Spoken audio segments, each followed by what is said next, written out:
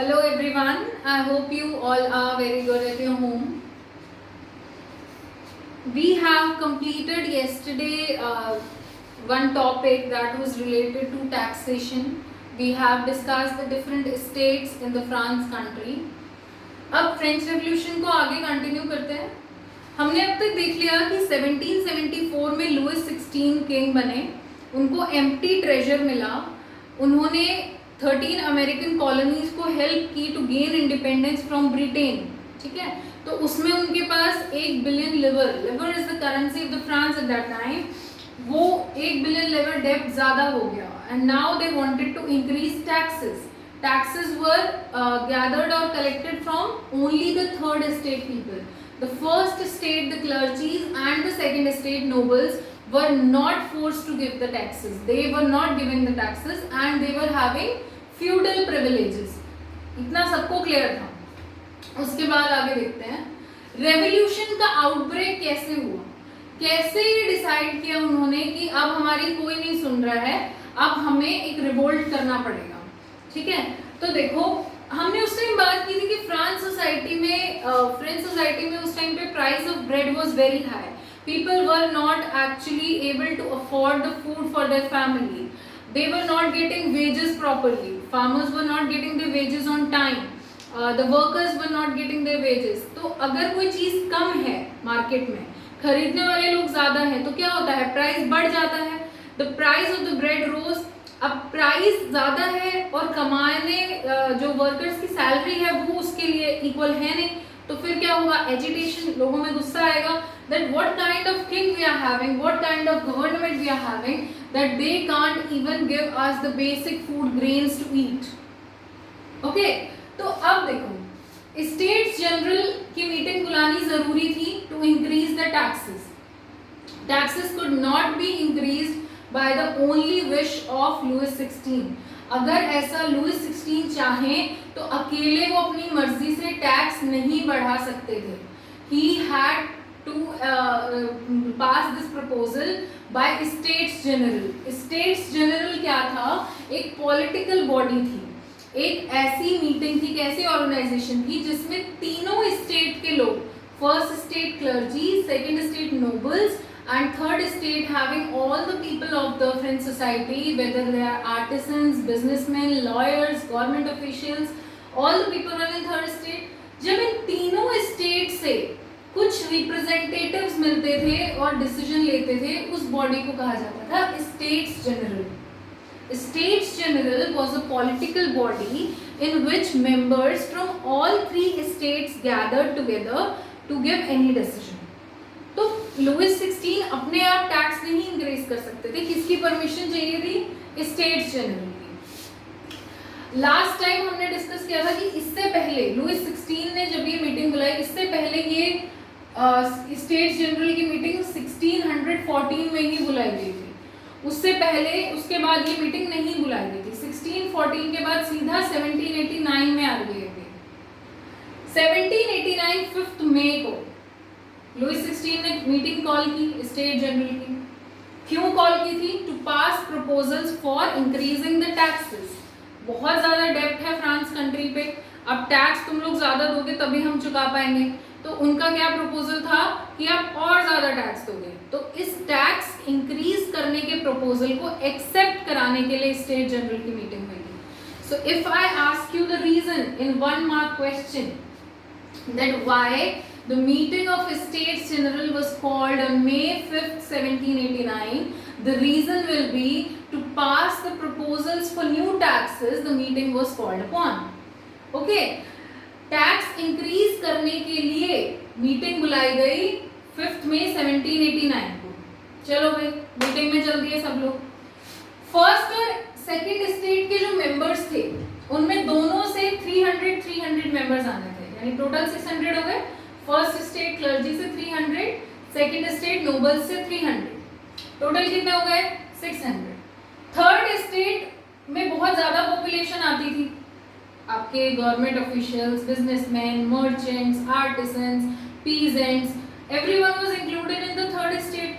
तो इसमें पॉपुलेशन ज्यादा है तो रिप्रेजेंटेशन भी ज्यादा होनी चाहिए. तो इसके लिए क्या हुआ कि इनको अलोन 600 मेंबर्स मिले थे and first and second state had 300 members each. So if the question comes, then what was the strength of first state member in States General? 300. What was the strength of second state members in State General? 300. What was the strength of third state members in States General? 600. ठीक है, अब meeting बुला ली, लेकिन meeting में peasants, किसान, artisans और women की entry allowed नहीं। थर्ड स्टेट के मेंबर आएंगे but peasants, artisans and women they were not allowed to get into the assembly. आप इंक्लूड नहीं हो सकते। तो अगर आपसे एमसीक्यू क्वेश्चन में ये पूछा जाए कि कौन से ग्रुप स्टेट जनरल की मीटिंग में इंक्लूडेड नहीं थे from the third state, peasants included नहीं थे, आर्टिसंस इंक्लूडेड नहीं थे एंड वुमेन इंक्लूडेड नहीं थे। ओके, गवर्नमेंट ऑफिशियल्स आ सकते थे, लॉयर्स आ सकते थे, बिजनेसमैन आ सकते थे, मर्चेंट्स आ सकते थे, any other category, but peasants, artisans and women were not allowed to get entry into the assembly. अब बात हुई कि फर्स्ट और सेकंड स्टेट के मेंबर तो बैठ गए, थर्ड स्टेट्स के मेंबर खड़े हुए थे उनके चारों तरफ। इतनी भी रिस्पेक्ट वहां पे नहीं थी कि अगर तीनों स्टेट्स के लोग आए हैं तो तीनों को सीटिंग अरेंजमेंट तो मिले। That was not possible. Seating arrangement was made only for first and second state, third state was standing. Condition देख रहे हो थर्ड स्टेट की, टैक्स भी उन्हीं से ले रहे हैं, वेजेस भी उन्हीं को कम मिल रही हैं, उनके पास लैंड भी नहीं है, ड्यू रिस्पेक्ट भी नहीं।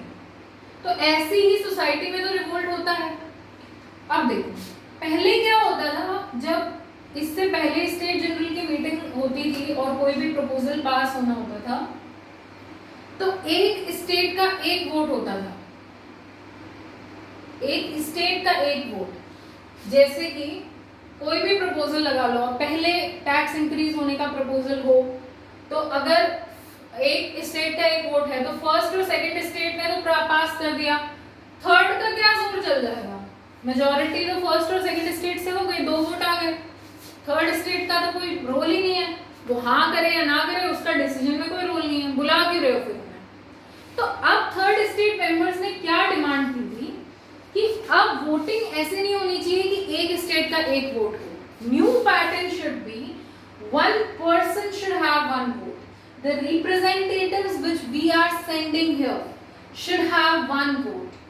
Then the third state will become equal to first and second state. क्योंकि इन दोनों के मेंबर्स मिला के भी दोनों के 600 थे, 300 फ्रॉम ईच, इनके भी 600 थे। अगर एक रिप्रेजेंटेटिव को एक वोट मिला तो थर्ड स्टेट फर्स्ट और सेकंड स्टेट के इक्वल आ जाएगा।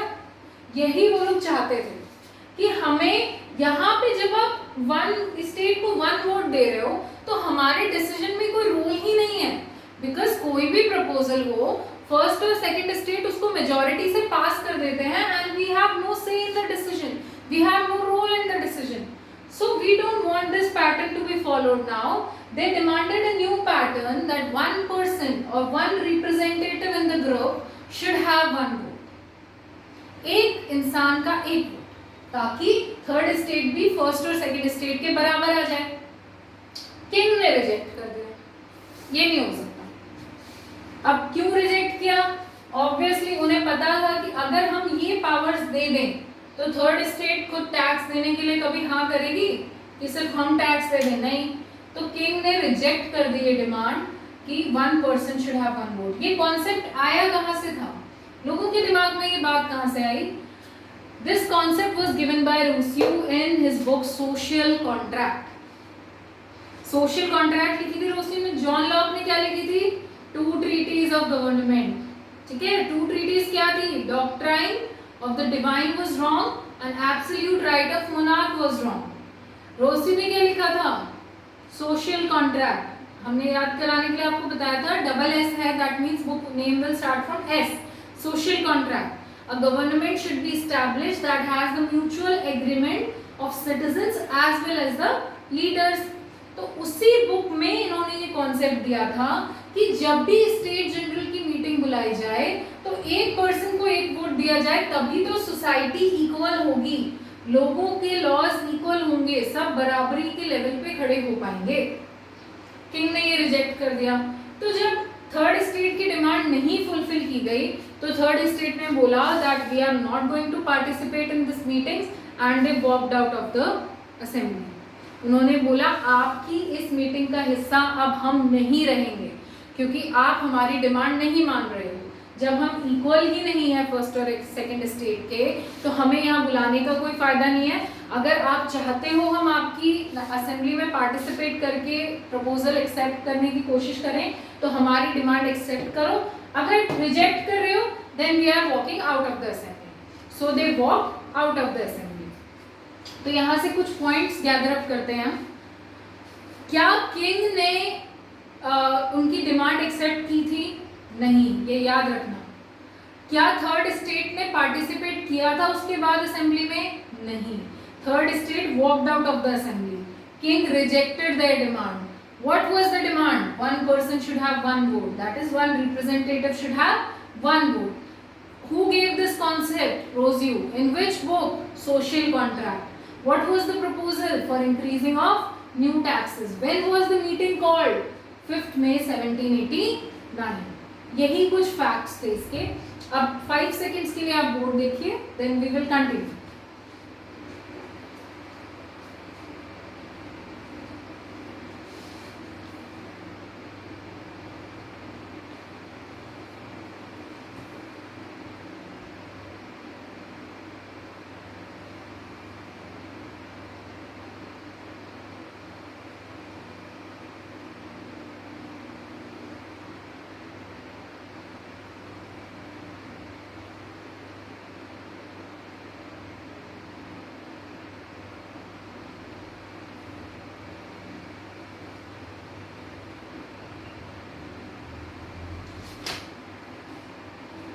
So, should I rub it? No doubt. आपके दिमाग में डाउट हमेशा होने चाहिए। पूछा करो कि why it happened, how it happened. Chapter को रीड करो बुक से line to line.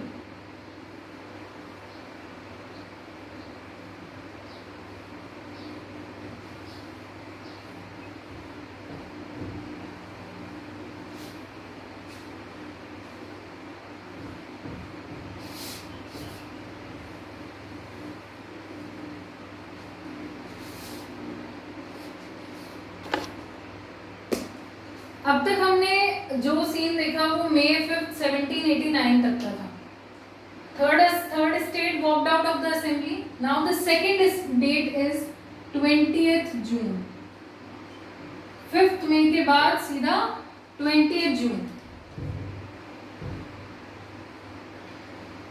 5th May 1789 को मीटिंग हुई थी स्टेट जनरल की। Third state walked out of the assembly.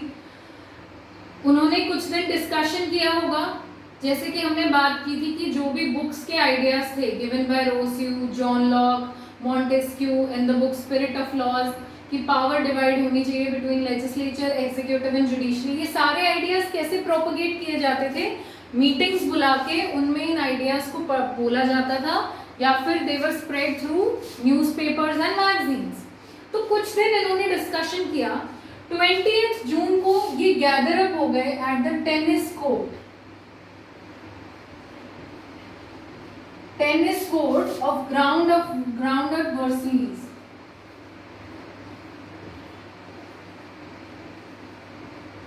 Versailles was the city where the palace of the king was there. The palace of the king Louis XVI was located where? Versailles. Versailles का ही palace था जिसको maintain करने के लिए बहुत ज़्यादा पैसे की ज़रूरत थी। इतना बड़ा था वो कि उसकी मेंटेनेंस कॉस्ट बहुत ज़्यादा थी। तो टेनिस कोर्ट में ये लोग इकट्ठा हो गए। They called up the meeting of the people. They gathered up there and they declared themselves as National Assembly.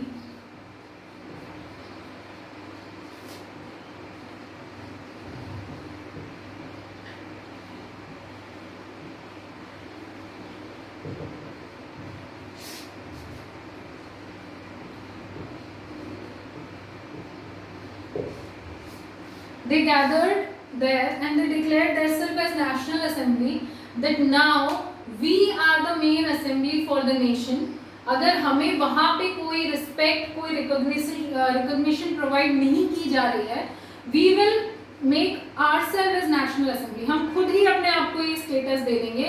And now we will not disperse from here till we give a constitutional monarchy to the France country and we limit the powers of monarch. उन्होंने ये कहा हम तब तक इस ground से नहीं जाएंगे या फिर तब तक ये नेशनल असेंबली नहीं टूटेगी, कब तक, जब तक वो लिमिट्स ना कर दें, limit the powers of monarch.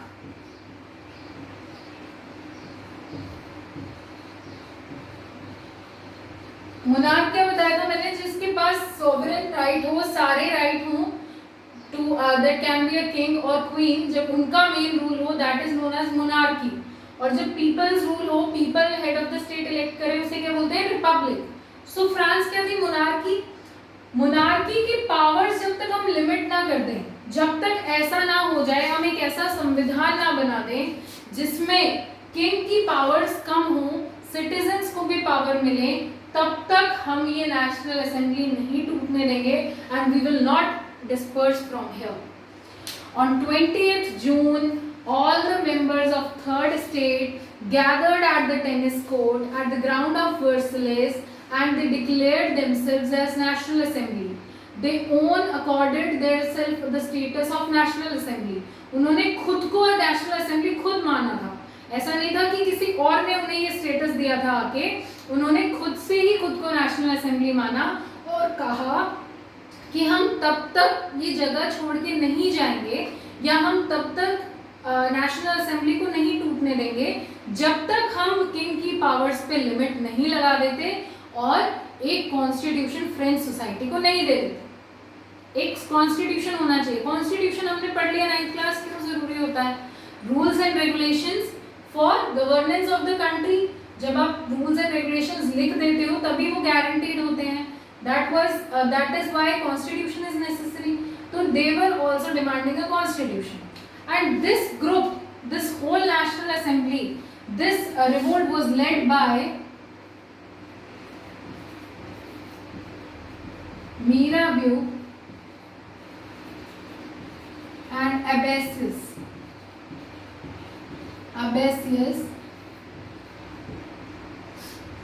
ये लीडर्स के नाम आपको जरूर याद रखने हैं। एमसीक्यू में definitely a very important question that who led the group और who led the revolt at for the formation of constitution और who led the third state members at the tennis court. तो क्या नाम है, मीराबियो and एबेसियस। ठीक है, अब ये लोग नहीं, जहां पे ये लोग एक कॉन्स्टिट्यूशन बनाने में बिजी थे, ये एक पार्ट है कहानी का, एक पार्ट। सेकंड पार्ट में दूसरी कंट्री साइड में क्या हो रहा था, पूरे देश में क्या चल रहा था, प्राइसेस ऑफ ब्रेड रोज, बहुत ज्यादा प्राइस हो गया था बेसिक फूड ग्रेन्स का, बेसिक फूड आइटम्स का। Why? A bad harvest of winters.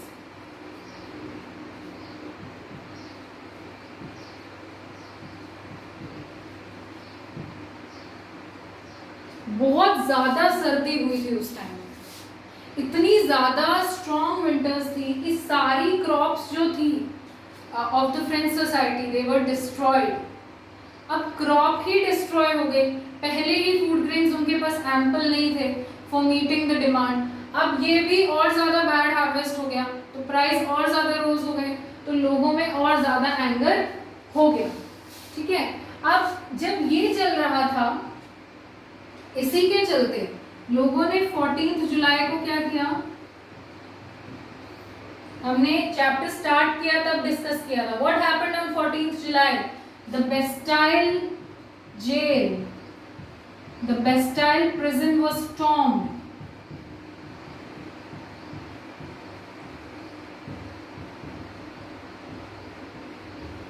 Bastille जो जेल थी, मेन जेल जो फ्रांस कंट्री की थी, जो सबसे ज्यादा स्ट्रॉन्ग थी, that stood for the despotic power of the king, जिससे कि राजा की स्व इच्छा दिखती थी, जिसमें अगर कोई भी उनके खिलाफ गया तो वो उनको प्रिजन में डाल देते थे।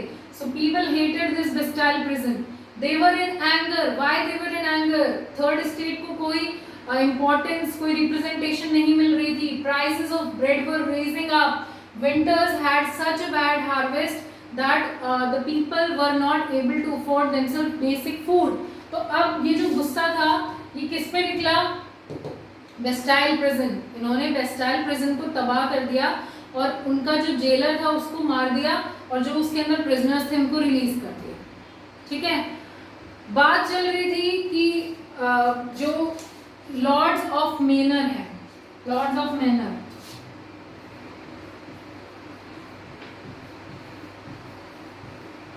What is manor exactly?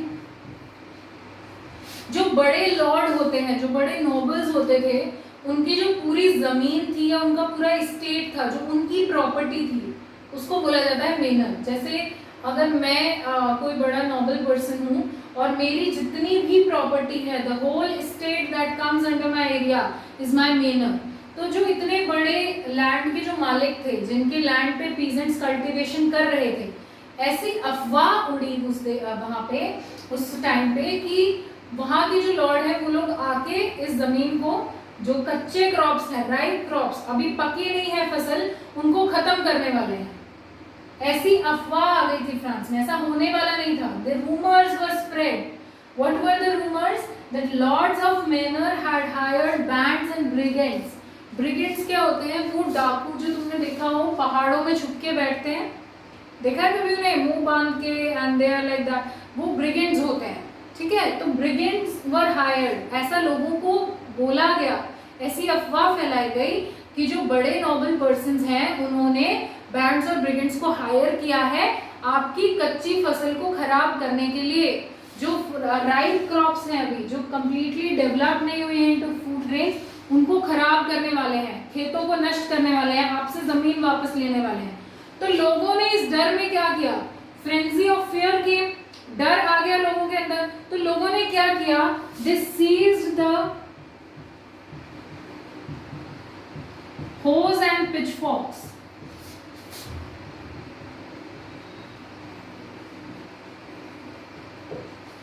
Hose and pitchforks क्या है? These are the tools that are necessary for cultivating any crop और फॉर एग्रीकल्चर. उनको क्या बोला जाता है? Hoes and pitchforks. आप देखते होंगे ना, खेती करते हैं तब जो कल्टीवेशन में यूज होता है, एक वुडन स्टिक होती है, उसके नीचे ब्लेड होती है, that is used to cultivate the land. वो होती है होज एंड पिचफॉक्स. तो फार्मर्स ने क्या किया? उनको तो सीज कर लिया, एक जगह पे छुपा लिया कि हमारी खेती को खराब ना कर पाए. And they attacked the chateaux. Chateaux, what is sciatic?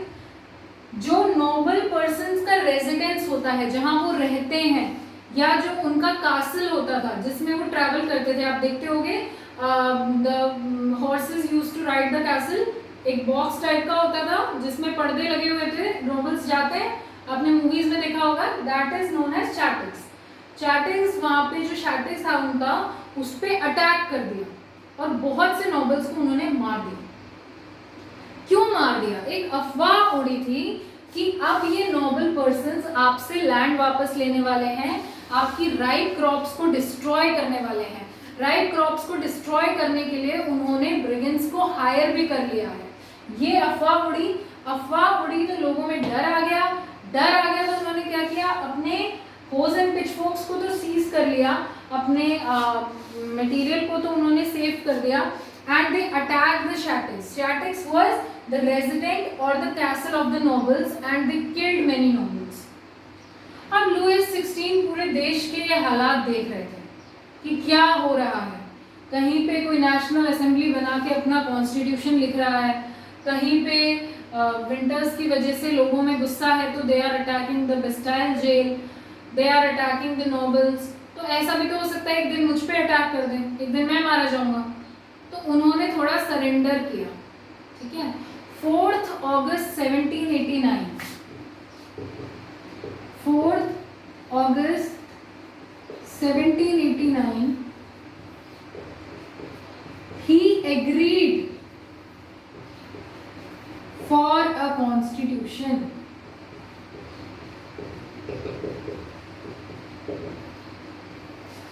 4 अगस्त 1789 को उन्होंने मान लिया कि ठीक है, आप एक संविधान बनाओ और जो फ्रांस कंट्री है वो उस कॉन्स्टिट्यूशन के अकॉर्डिंग ही रूल की जाएंगी, मेरे पास सुप्रीम पावर्स नहीं होंगी।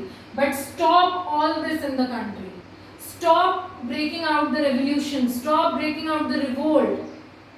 ठीक है, आप ये दंगे फसाद बंद कीजिए। I surrender up my powers, I agree to your demand, you can frame up a constitution and the France country will run according to that constitution. Now if I ask you the date on which Louis XVI agreed for a constitution, it was 4th August 1789. But देश को constitution बन के मिला कब? France एक constitutional monarchy कब बनी? 1791। Constitutional monarchy बनने मतलब मोनार्की है, देश में राजा ही है जो हेड है, लेकिन राजा की पावर्स को हमने लिमिट कर दिया है बाय अ कॉन्स्टिट्यूशन। उस राजा को सुप्रीम पावर्स नहीं है, देश संविधान के हिसाब से चलेगा, but head of the state will be the king. Republic constitution नहीं हुआ था, लोग इलेक्ट नहीं करेंगे हेड को, हेड राजा ही रहेगा, बट राजा की पावर्स को चेक करेगा कॉन्स्टिट्यूशन। ठीक है, सुप्रीम पावर्स राजा के पास नहीं रहेंगे। क्लियर? कॉन्स्टिट्यूशनल मोनार्की बनने तक ही आज हम डिस्कस करेंगे, लेकिन थोड़ा सा डेट्स रिवाइज कर लेते हैं ताकि आप लोग भूलो नहीं।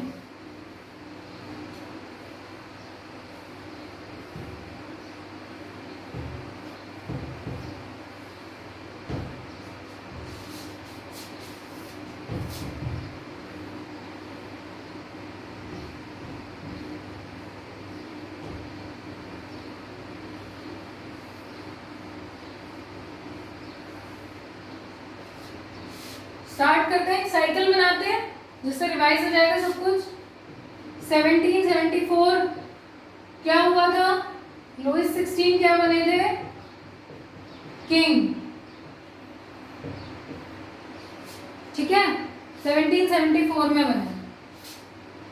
उसके बाद बात आ जाती है what exactly happened in the French society, and on May 5th 1789 what he did, he called the meeting of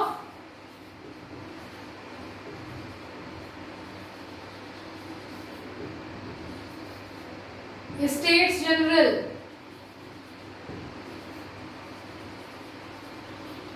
क्या थर्ड स्टेट ने इसमें पार्टिसिपेट किया? नहीं, क्योंकि उनकी डिमांड्स नहीं मानी गई थी। Then came 20th of June। 20th जून को क्या हुआ?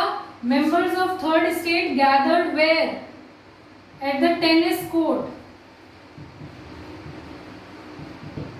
Ground of वर्सलेस।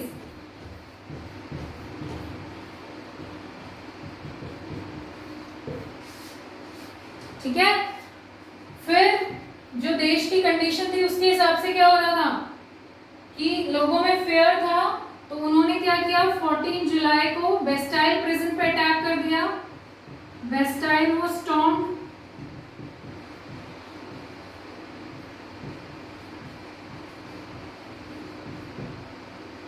Then the last date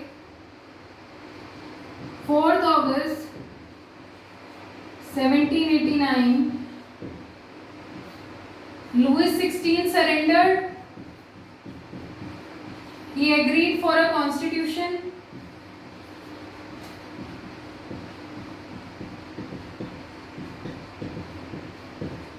And the last date 1791, France became a constitutional monarchy।